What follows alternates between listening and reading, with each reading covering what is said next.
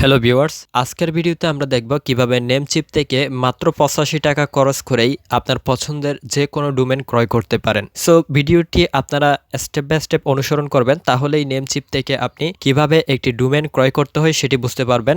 এখানে আমি আমার অ্যাকাউন্টটি অলরেডি লগ ইন করে রেখেছি। দেন অ্যাকাউন্টটি লগ ইন করার পরে আপনাকে এখানে নিচে আসতে হবে। এই ভিডিও ডেসক্রিপশনের লিঙ্কে ক্লিক করলে সবগুলো অফার এবং প্রোমো সম্পর্কে দেখতে পাবেন। যেহেতু আমরা এখান থেকে ডোমেন রেজিস্টার করব, তাই ডোমেন অফারগুলো এখান থেকে দেখতে পারবো। এবং এখানে যদি আরো ভিউ মোরে ক্লিক করি তাহলে আরো অনেকগুলো অফার দেখতে পাবো। যদি আমরা কোনো ডোমেন ছাড়া হোস্টিং ক্রয় করতে চাই তাহলে এখানে হোস্টিং এর যে অফারগুলো আছে সেগুলো হোস্টিং ক্যাটাগরি থেকে দেখতে পারবো। সো এখন আমরা আমাদের পছন্দের একটি ডোমেন এখান থেকে রেজিস্ট্রেশন করব। ডোমেন রেজিস্ট্রেশন করার জন্য আমাদেরকে অবশ্যই ভিডিওটি সম্পূর্ণ দেখতে হবে।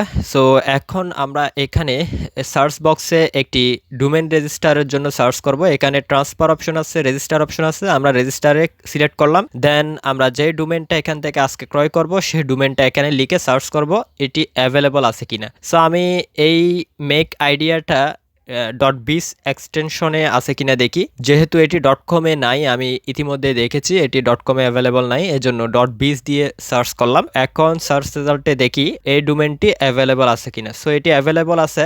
এটি ক্রয় করার জন্য আমরা অ্যাড টু কার্ডে ক্লিক করলাম। সো ডোমেনের প্রাইস অফার সহ দেখা যাচ্ছে প্রায় $5 মতো। রিনিউ প্রাইস $15 থেকে $16 মতো খরচ হবে। সো এখন আমরা চেক আউটে ক্লিক করলাম কার্ড অ্যাড হওয়ার পর। এখন এখানে চেক আউটে ক্লিক করার পর এই জায়গায় আসলে আপনার যে ডোমেনটি আপনি রেজিস্ট্রেশন করেছেন সেটি এখানে দেখা যাচ্ছে অ্যাড হয়েছে। এখন এখানে দেখতে পাচ্ছেন প্রাইস $6 আমাদেরকে পেমেন্ট করতে হবে। তো এখন আমরা একটা প্রোমো কোড ইউজ করব। এই প্রোমো কোডগুলো ভিডিও ডেসক্রিপশনে পেয়ে যাবেন। সব সময় আপনারা এই ভিডিও ডেসক্রিপশনে এগুলো চেক করবেন। প্রোমো কোড দিয়ে অ্যাপ্লাই বাটনে ক্লিক করলাম। সো দেখতে পাচ্ছেন এটি কুপন সাকসেসফুলি অ্যাপ্লাইড হয়ে গেল। এখন এই ডোমেনটার প্রাইস হয়ে গেল মাত্র $1। সো $1 দিয়ে আমরা এই ডোমেনটা ক্রয় করতে পারবো। সো এখন কনফার্ম অর্ডার বাটনে ক্লিক করলাম। এখন আমাদেরকে পরবর্তী পেজে নিয়ে আসলো, অর্ডার পেজে। সো এখান থেকে দেখতে পাচ্ছেন আমাদেরকে $1 পেমেন্ট করতে হবে। এখানে পেমেন্ট ডিটেলস দেখতে পাচ্ছেন। পেমেন্ট ডিটেলসে আমরা চেঞ্জ বাটনে ক্লিক করব, যেহেতু এই কার্ডটির মেয়াদ শেষ হয়ে গেছে। দেখতে পাচ্ছেন 2021 সালে এই কার্ডটি এক্সপায়ার্ড হয়ে গেছে। এখন চেঞ্জে ক্লিক করলাম। আমরা আরেকটি নতুন পেমেন্টের জন্য কার্ড ইউজ করব। এখানে আপনি ডিফল্ট কার্ডটা দেখতে পারবেন। এখান থেকে অ্যাড নিউতে ক্লিক করতে হবে।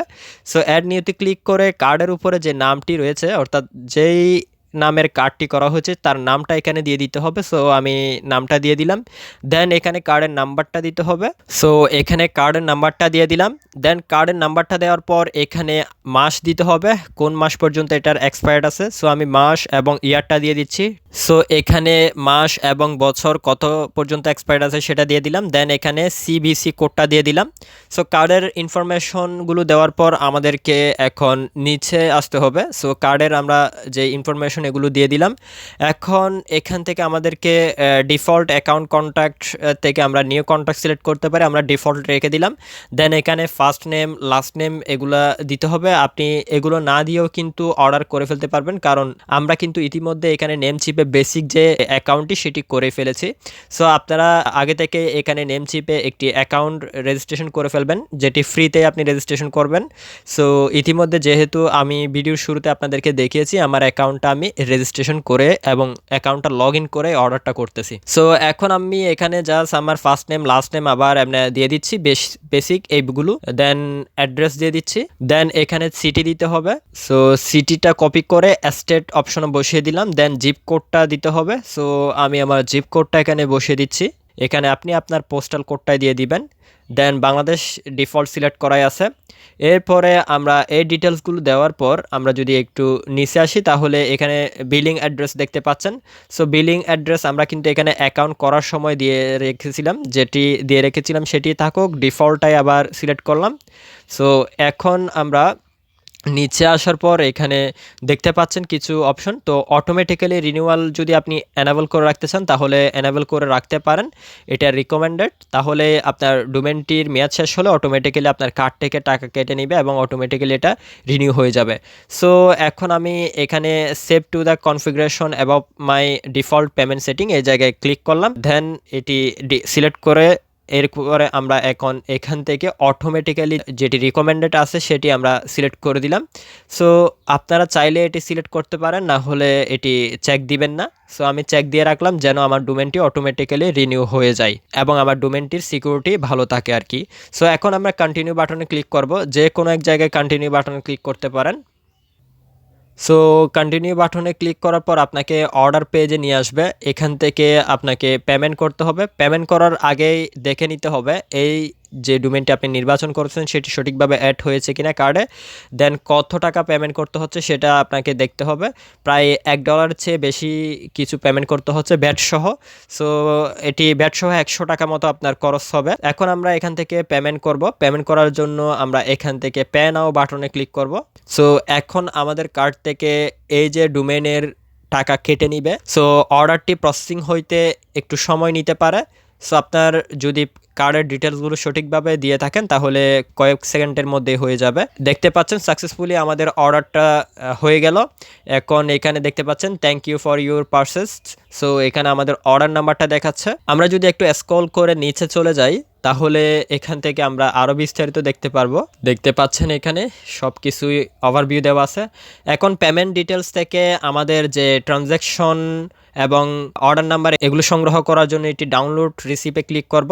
সে এই রিসিপের মধ্যে আমাদের অর্ডার নাম্বার, ট্রানজ্যাকশন নাম্বার সব কিছুই দেওয়া আছে। এটি আমরা যে কোনো একটি ফাইলে সেভ করে রাখবো। সো আমরা এখানে সেভ দিয়ে রাখলাম।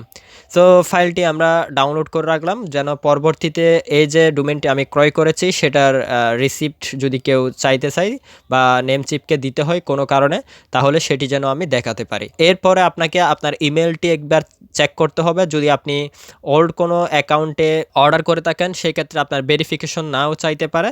তবে আপনি ইমেলটি অর্ডার করার পর চেক করে নেবেন যে কোনো ভেরিফিকেশনের লিঙ্ক পাঠিয়েছে কিনা, তাহলে মেলটিতে ভেরিফিকেশনের সেই লিঙ্কে ক্লিক করে আপনার অ্যাকাউন্ট ভেরিফাই করে নেবেন।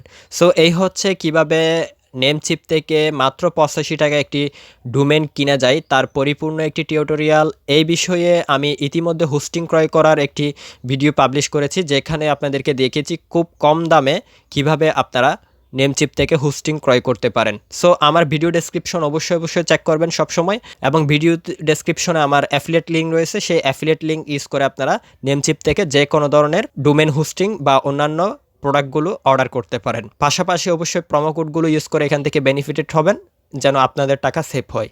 সো আজকের ভিডিও এই পর্যন্ত। আশা করি এই ভিডিওটি আপনাদের অবশ্যই ভালো লেগেছে। যদি ভিডিওটি ভালো লাগে অবশ্যই লাইক করবেন, ভিডিও ভালো না লাগলে তো ডিসলাইক আছেই, এবং ভিডিও সম্পর্কে একটি কমেন্ট করবেন। সো পরবর্তী ভিডিও আসা পর্যন্ত সবাই ভালো থাকবেন। আল্লাহ হাফেজ।